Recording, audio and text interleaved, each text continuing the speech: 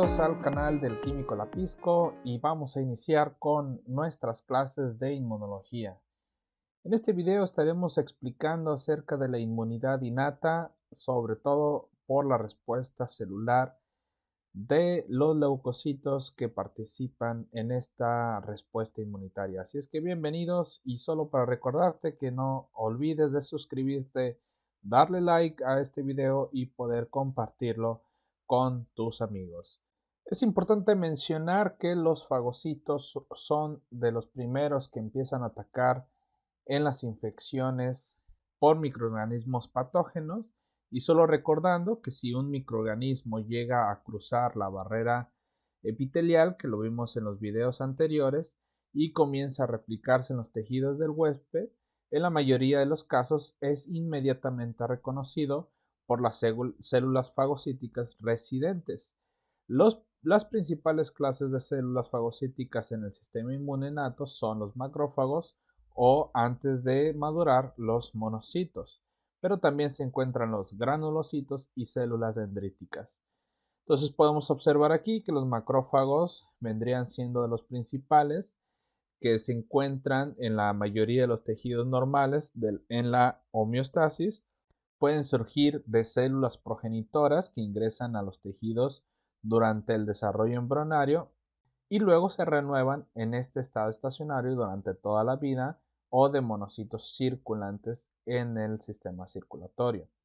Los macrófagos se encuentran especialmente en una gran cantidad en tejidos conectivos. Por ejemplo, lo podemos encontrar en las submucosas gastrointestinales, sin embargo también las submucosas de los bronquios y de los pulmones, y dependiendo de dónde a veces se encuentren es el tipo de nombre que se les da a los macrófagos, como por ejemplo puede ser las células microgliales o las células de Kupffer, que además que se encuentran otros que podemos llegar a estudiar más adelante.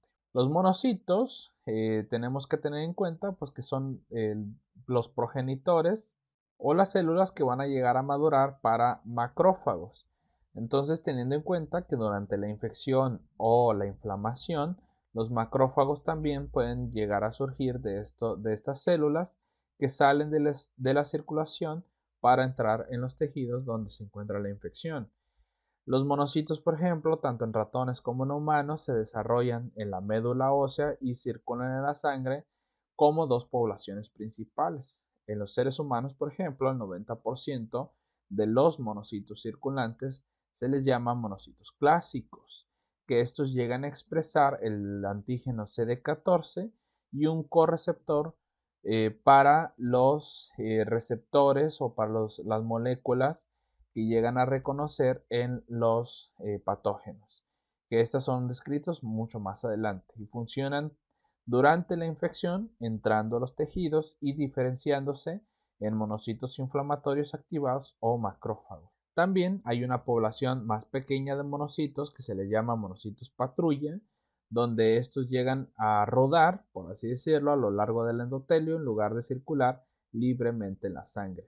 En los seres humanos, estos llegan a expresar lo que es el antígeno CD14 y CD16 y un tipo de receptor FC que ya lo habíamos mencionado de las moléculas regulatorias tipo 3.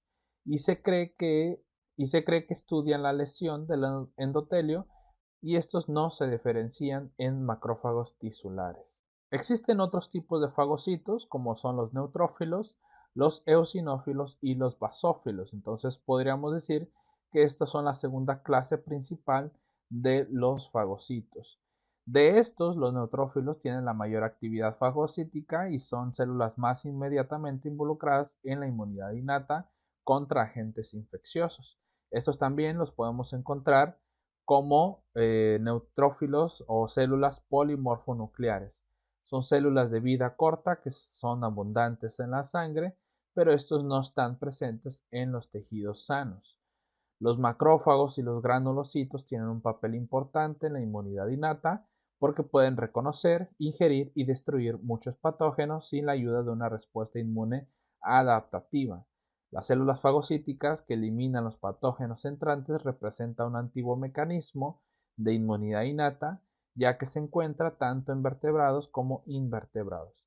Sin embargo, tenemos otra tercera clase que vendrían siendo las células dendríticas, que estas tienen prácticamente más proyecciones en la membrana celular, de los cuales estos residen en órganos linfoides y en los tejidos periféricos. Hay dos tipos funcionales principales de células dendríticas, que vendrían siendo las convencionales y las plasmocitoides. Ambos tipos de células surgen de progenitores dentro de la médula ósea y migran a través de la sangre a los tejidos de todo el cuerpo y a los órganos linfoides periféricos. Las células dendríticas ingieren y descomponen a los microbios, pero a diferencia de los macrófagos y neutrófilos, su papel principal no es ser la primera línea, la muerte directa a gran escala, sino que prácticamente estos van a presentar los antígenos o parte de algún componente de los microorganismos para poder presentarlo a las células que participan en la inmunidad adaptativa. Entonces tenemos que en la fagocitosis, siendo un arma principal en la inmunidad innata, tenemos que los macrófagos, como ya lo habíamos visto en otro video, tenemos que tienen varios receptores para poder reconocer a los microorganismos.